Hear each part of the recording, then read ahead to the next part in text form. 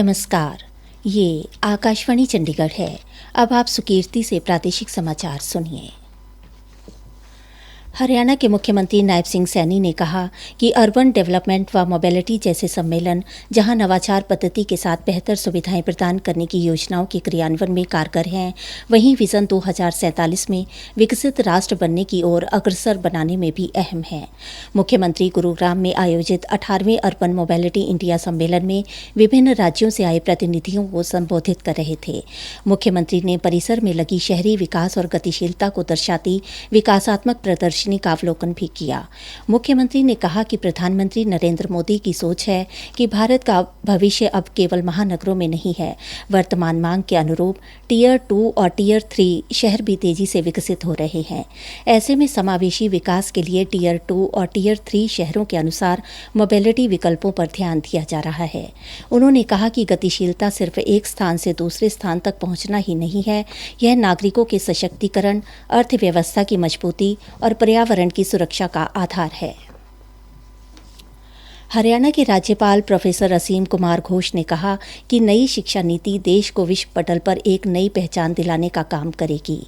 देश के युवा अपने ज्ञान व कौशल के बल पर भारत को महाशक्ति बनाने में अग्रणी भूमिका निभाने की ओर अग्रसर होंगे।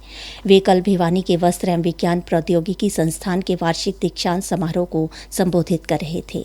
राज्यपाल ने कहा कि हरियाणा जैसे प्रगतिशील राज्य में the technological institute of textile and sciences जैसे संस्थाएं राज्य की औद्योगिक क्षमता और मानव संसाधन को सशक्त बना रही हैं। उन्होंने कहा कि भारत को विकसित राष्ट्र बनाने में युवा वैज्ञानिकों तथा इंजीनियरों की जिम्मेदारी अधिक है। राज्यपाल ने विद्यार्थियों से आह्वान किया कि वे शिक्षण के साथ साथ नैतिक मूल्यों को भी जीवन में धारण करें और समाज व राष्ट्र की समृद्धि में महत्वपूर्ण भूमिका निभाएं। उन्होंने कहा कि डिग्री केवल एक दस्तावेज नहीं, बल्कि यह एक जिम्मेदारी का प्रतीक और समाज के प्रति एक वचन है। इससे पहले प्रोफेसर घोष ने विभिन्न विषयों से पास आउट लगभग 300 स्नातक एवं स्नातकोत्तर विद्यार्थियों को डिग्री प्रदान की और संस्थान के पूर्व छात्रों व उद्योगपतियों को सम्मानित भी किया। केंद्रीय ऊर्जा मंत्री मनोहर लाल ने आज करनाल में हिंद दी चादर श्री गुरु तेग बहादुर जी के 350वें शहीदी वर्ष को समर्पित युवा मैराथन में सहभागिता की। इस अवसर पर उन्होंने कहा कि श्री गुरु तेग बहादुर जी का जीवन त्याग, साहस, धर्म एवं मानवता की रक्षा के अप्रतिम उदाहरण के रूप में संपूर्ण विश्व के लिए प्रेरणा स्रोत है।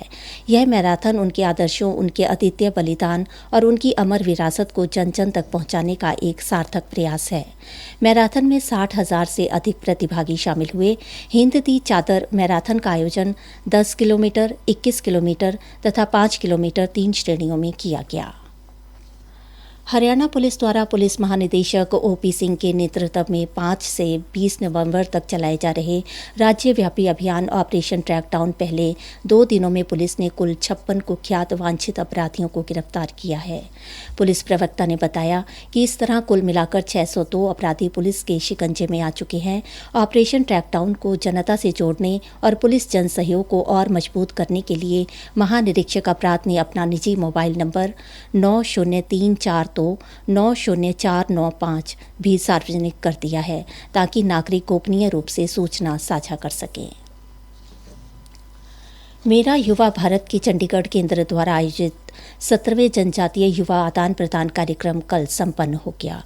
पंजाब विश्वविद्यालय के युवा कल्याण विभाग में 2 नवंबर से 8 नवंबर तक आयोजित इस कार्यक्रम का उद्देश्य देश के विभिन्न हिस्सों के जनजातीय युवाओं के बीच राष्ट्रीय एकता, सांस्कृतिक समझ और व्यक्तिगत विकास को बढ़ावा देना था। कार्यक्रम के समापन समारोह की अध्यक्षता चंडीगढ़ प्रशासन के खेल विभाग के निदेशक महेंद्र सिंह ने की। उन्होंने छत्तीसगढ़, ओडिशा और झारखंड सिंचाई कुल 200 जनजातीय युवाओं को संबोधित किया। उन्होंने युवाओं से एक भारत श्रेष्ठ भारत की भावना को आत्मसात करने और देश के विकास में सक्रिय भूमिका निभाने का आग्रह किया। कार्यक्रम के दौरान आयोजित विभिन्न सांस्कृतिक प्रतियोगिताओं में उत्कृष्ट प्रदर्शन करने वाली टीमों और वाद विवाद प्रतियोगिता के विजेताओं को पुरस्कार देकर सम्मानित किया गया। राज्यसभा सांसद रेखा शर्मा ने कल पंचकुला के ताऊ देवीलाल खेल परिसर में सांसद खेल महोत्सव फिट युवा फॉर विकसित भारत 2025 का शुभारंभ मैराथन दौड़ के साथ किया। इसी के साथ ही प्रादेशिक समाचार समाप्त हुए।